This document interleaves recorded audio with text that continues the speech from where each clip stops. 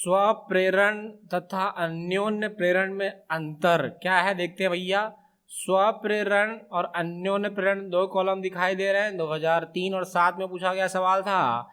और डायग्राम के साथ समझेंगे तो इसमें होता है एक कुंडली जिसको हम बोल देते हैं प्राथमिक कुंडली। अब इसमें जब धारा प्रवाहित करते हैं तो इसके चारों ओर फ्लक्स उत्पन्न हो जाएगा, और जब फ्लक्स उत्पन्न होगा तो वो खुद को काटेगा, और खुद को काटने के कारण उसी कुंडली में धारा उत्पन्न हो जाता है। मतलब खुद के पैर में कुल्हाड़ी मारना, मतलब फान खा के यहाँ वहाँ जो थूकते थे उसको हेलमेट पहना दो, वो खुद अपने मुंह में थूक लेगा, उसके मुंह में लौट के वापिस आ जाएगा। यही परिघटना कहलाता है स्वप्रेरण।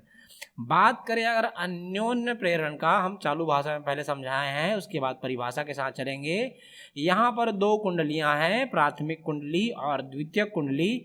जब प्राथमिक कुंडली में प्रत्यावर्ती विद्युत धारा आरोपित किया जाएगा तो इसमें फ्लक्स उत्पन्न होगा। फ्लक्स दूसरे कुंडली को काटेगा, और फ्लक्स जब दूसरे कुंडली को काटता है तो यहाँ पर विद्युत वाहक बल उत्पन्न हो जाता है।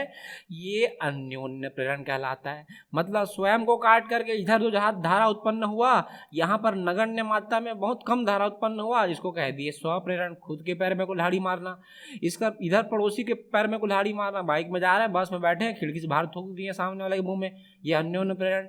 तो चालू भाषा में समझा दिया। अब यहाँ पर फिजिक्स की भाषा में समझना प्रारंभ करते हैं। किसी कुंडली में बहने वाली धारा के मान में परिवर्तन करने पर उसी कुंडली में ही प्रेरित धारा उत्पन्न होने की परिघटना, उसी कुंडली में धारा उत्पन्न हो गया, इसे स्वप्रेरण कहते हैं।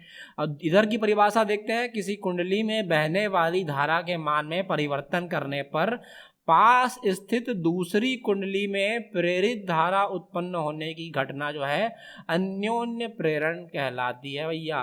तो हमको स्वप्रेरण की पहली परिभाषा, ये दोनों की पहली जो पहला पॉइंट था, जो परिभाषा था, हमको समझ में आ चुका है। आगे बढ़ते हैं, सेकेंड पॉइंट देखते हैं। ये बोल रहा है भैया इसमें केवल एक कुंडली होती है, साफ साफ दिखाई दे रहा है एक कुंडली होता है, इसमें दो कुंडलियां होती हैं, ये दिखाई दे रहा है दो कुंडली हम लोगों को। चलते हैं इसके अगले परिभाषा की और। अगला परिभाषा क्या है देखते हैं, अगला पॉइंट देखते हैं क्या है। इसमें प्रेरित धारा मुख्य धारा के सीधे प्रवाहित होती है। प्रेरित धारा जो है मुख्य धारा के मान को सीधे प्रवाहित करता है। मतलब यहाँ जो धारा भेजे थे और यहाँ पर खुद जो धारा उत्पन्न हुआ है वो कहीं ना कहीं आपस में टकराएगा, प्रभावित करेगा। लेकिन यहाँ पे क्या लिखा है कि प्रेरित धारा जो है दूसरी कुंडली में उत्पन्न हुआ है तो मुख्य धारा को प्रभावित नहीं करता। तो ये तो यहाँ उत्पन्न हुआ है और मुख्य धारा इधर है तो उसको प्रभावित नहीं करेगा ये। आगे बढ़ते हैं, नेक्स्ट पॉइंट। स्वप्रेरण संबंधित गुणांक को स्वप्रेरण कहते हैं और अन्योन्य प्रेरण संबंधित गुणांक को अन्योन्य प्रेरकत्व कहते हैं। ये तो बहुत आसान पॉइंट था, चौथा पॉइंट। आगे बढ़ते हैं, तो ये हम लोग देख लिए इसमें अंतर। कुछ बोधात्मक प्रश्न जो एग्जाम में आए हुए हैं उसको करना प्रारंभ करते हैं। तो यार यहाँ लिखा है कि भैया विस्फोटक सामग्री ले जाते हुए ट्रक में जंजीर बंधी रहती है, क्यों? और वो जमीन को छूते रहता है, क्यों ऐसा होता है? तो भैया जब मार्केट से हम ट्रक खरीदते हैं तो जंजीर वगैरह बंधा होता है, कुछ लोग वो जंजीर को तोड़ देते हैं और रस्सी के साथ जूता लटका देते हैं और बोल देते हैं बुरी नज़र वाले तेरा कार्यक्रम हो। तो ऐसा नहीं करना है हमको। ट्रक की गति के दौरान उसकी धुरी पृथ्वी की बल रेखाओं को लगातार काटती है, अतः उसके सिरों के बीच प्रेरित विद्युत वाहक बल उत्पन्न हो जाता है और ये जो है आवेश के रूप में रहता है। प्रेरित आवेश का जंजीर के द्वारा पृथ्वी में भैया विसर्जन हो जाता है, क्षरण हो जाता है और विस्फोटक सामग्री ले जाते हुए ट्रक जो है सुरक्षित रहता है। तो ये है ट्रक का पहिया जो लगातार पृथ्वी को काट रहा है। पृथ्वी के चारों ओर बल रेखाएं हैं, क्योंकि ऊपर एन ध्रुव और एस ध्रुव और चारों तरफ बल रेखाएं हैं। बल रेखा को काटता है जिसके कारण इधर आवेश उत्पन्न हो गया और जंजीर यहाँ पर लटक रहा है, तो वो आवेश जो है लगातार पृथ्वी को संपर्क में है, तो आवेश जो है जंजीर की सहायता से पृथ्वी में चला गया और हमारा जो विस्फोटक सामग्री ले जाता हुआ ट्रक था वो सुरक्षित पार कर गया, उसको कुछ भी नहीं हुआ। प्रत्यावर्ती धारा डायनेमो की संरचना क्या है भैया? प्रत्यावर्ती धारा डायनेमो, जो हम यहाँ पर घरों में जो बिजली इस्तेमाल करते हैं, जो हमारे घर में जो बिजली आ रही है उसको हम प्रत्यावर्ती धारा अल्टरनेटिंग करंट बोलते हैं। और इसको पवन चक्की की सहायता से या कोयले की सहायता से या बांध में पानी गिरा करके बिजली कैसे बनाते हैं, इस मशीन के बारे में जानकारी प्राप्त करेंगे। तो एक एक करके इसके पॉइंट्स को डिस्कशन करते हैं। पहला पॉइंट आ रहा है क्षेत्र चुंबक NS। डायनेमो में स्थायी चुंबक लगे होते हैं। तो चित्र में हम देख रहे हैं 2 चुंबक हमको दिखाई दे रहे हैं। तो ये एक नीले रंग की लाइन खींच दी है, मतलब अपने आप में 2 डायग्राम है भैया। तो 2 चुंबक है, इधर NS और यहाँ पर हमको दिखाई दे रहा है SN। ये देखो भैया 2 चुंबक हैं, ये देखो, ये पहला चुंबक और ये दूसरा चुंबक। तो स्थायी चुंबक होते हैं जिसे हम क्षेत्र चुंबक नाम दे दिए। चलते हैं इसके सेकंड पॉइंट की ओर। सेकंड पॉइंट क्या बोलता है? आर्मेचर। आर्मेचर क्या होता है? कुछ नहीं भैया, तांबे का कुंडली होता है। तो यह आयताकार कुंडली होती है ABCD, जो मुलायम लोहे के क्रोड पर तांबे के तार को लपेट कर बनाया जाता है। तांबे के तार को लपेट देंगे और मुलायम लोहे का क्रोड ये होता है, जिसको हम आर्मेचर कह दिए। चित्र की सहायता से समझें तो ये हमको दिखाई दे रहा है ABCD, ये तांबे का तार है जिसको नर्म लोहे के क्रोड में लपेटा गया है। आगे बढ़ते हैं, तीसरे पॉइंट पे आते हैं, सर्पी वलय। तांबे के 2 बने समाक्षीय। समाक्षीय क्या होता है? एक गोले के पीछे दूसरा गोला, दोनों का जो अक्ष है वो समान होता है। जो S1 व S2 आर्मेचर के साथ एक एक सिरे पर जुड़ा होता है। चित्र में आके देखते हैं। तो भैया चित्र में ध्यान से देखो, चित्र में हमको 2 रिंग दिखाई दे रहे हैं। ये पहला गोला दिखाई दे रहा है, ये दूसरा गोला दिखाई दे रहा है। पहले गोले को S1 बोल दिए, दूसरे गोले को S2 बोल दिए। ये एक एक सिरे के द्वारा जुड़ा हुआ है। एक सिरे से ये जुड़ा हुआ है S2 और यहाँ से जुड़ा हुआ है S1। तो ये थी कहानी भाई। आगे बढ़ते हैं। उसके बाद आता है ब्रूस या ब्रश। ये कार्बन की 2 पतली पन्नियां होती हैं या पत्तियां होती, B1 B2। ब्रूस जो है स्थिर होता है तथा घूमते हुए सर्पी वलय के साथ सीधे संपर्क में रहता है।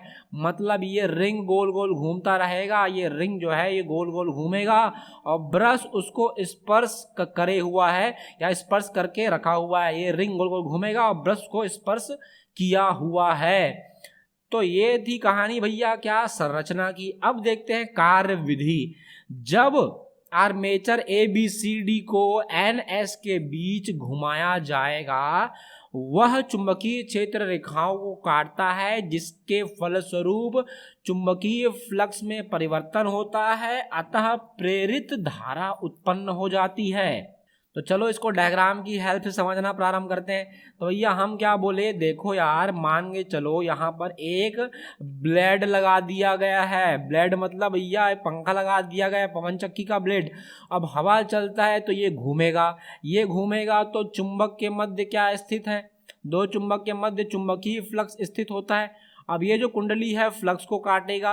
और फैराडे के विद्युत चुंबकीय प्रेरण के सिद्धांत से हम जानते हैं कि जब कुंडली और फ्लक्स के मध्य आपेक्षिक गति होती है तो विद्युत वाहक बल उत्पन्न होता है। चालू भाषा में हम बता चुके हैं कि अगर फ्लक्स कुंडली को काटता है या कुंडली फ्लक्स को काटता है, कुंडली फ्लक्स को या फ्लक्स कुंडली को, तो विद्युत वाहक बल, प्रेरित विद्युत वाहक बल उत्पन्न हो जाता है।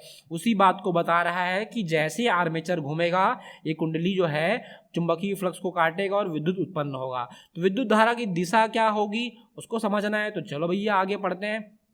ये बोलता है कि प्रारंभिक अवस्था में ये जो है किसी क्षण ऊर्जा ये ऊर्जा नहीं है, किसी क्षण जो आर्मेचर AB ऊपर की ओर जा रहा है भैया और CD नीचे की ओर जा रहा है, तो फ्लेमिंग के दाएं हाथ के नियम के अनुसार विद्युत धारा की दिशा B2 से B1 की ओर होगी। अब फ्लेमिंग का दाएं हाथ का नियम हम ऑलरेडी पढ़े हुए हैं, तो अभी हम लोग से बात कर लेते हैं धारा का डायरेक्शन क्या होगा। AB जा रहा है ऊपर की ओर, CD जा रहा है नीचे की ओर। AB जा रहा है ऊपर की ओर, CD जा रहा है नीचे की ओर। तो ये देखो भैया, AB जाएगा ऊपर की ओर, ये ऐसा जाएगा, CD जाएगा नीचे की ओर। यहाँ पंखा लगा, मान के चलो एक लाइन खींच देते हैं और ये ब्लेड लगा दिए, पंखे का ब्लेड लगा दिए। हवा चलेगा तो ये पंखे का ब्लेड इधर जाएगा और ये वाले ब्लेड ऊपर जाएंगे। तो धारा की दिशा ये हमको दिखाई दे रहा है, A से B, C से D। तो ये धारा की दिशा, ये धारा आ रहा है और ये धारा की दिशा क्या बताया है इसको देख लेते हैं हम लोग। तो धारा की दिशा बताया है प्रारंभिक अवस्था में B2 से B1 की ओर होगा। तो भैया B2 से B1 किधर है इसको देख लेते हैं हम लोग। B2 से B1 की ओर होगा तो धारा की दिशा B2 से B1, ये देखो हम धारा की दिशा बना के दिखाते हैं, ये नीले रंग का लाइन बना के दिखा रहे हैं हम, देखो ध्यान से। ये धारा आ रहा है B2 से B1 जाएगा, देखो ध्यान से ये धारा आया और अंदर ही अंदर ये B2 ये चला गया यहाँ तक, S2 तक चला गया, रिंग S2 तक चला गया और यहाँ से जाएगा B2 में, B2 से जाएगा B1 में और B1 से जाएगा रिंग S1 में और S1 से फिर ये धारा इधर जा करके बह रहा है लगातार। और ये आर्क के स्थान पे हम एक बल्ब लगा सकते हैं और बल्ब को जला सकते हैं। तो इस तरह से विद्युत उत्पन्न हुआ। लेकिन जब ये घूम करके पलट के इधर आ जाएगा, भैया घूम रहा है ना ये, तो बी ए मतलब ए भी इधर चला जाएगा, ये देखो ए और बी इधर आ गया और सी और डी घूम करके इधर आ जाएगा क्योंकि ये घूम रहा है। इमेजिन करो ये कोई कॉपी या पुस्तक है, उसको हम पलटी मार देंगे, यहाँ ए लिख दिए हो यहाँ बी लिख दिए हो, यहाँ सी लिख दिए यहाँ डी लिख दिए, इसको पलटी मार देंगे तो ए यहाँ चला गया, बी यहाँ चला जाएगा, सी इधर डी इधर आ जाएगा भैया, तो पलटी मार दिया हम लोग। तो धारा की दिशा तो वैसे ही होगा दोस्त, ये देखो ऐसा। लेकिन इस बार धारा कहाँ से कहाँ आने वाला है, इस बार धारा आएगा B1 से B2, B1 से B2 की ओर धारा आएगा, फिर ये ऐसा जाएगा धारा। तो ये थी कहानी भैया, धारा उत्पन्न करने के लिए, प्रत्यावर्ती धारा उत्पन्न करने के लिए लिखा है। द्वितीय अर्धचक्र में जो है धारा की दिशा बदल जाएगी, वो B1 से B2 की ओर होगी।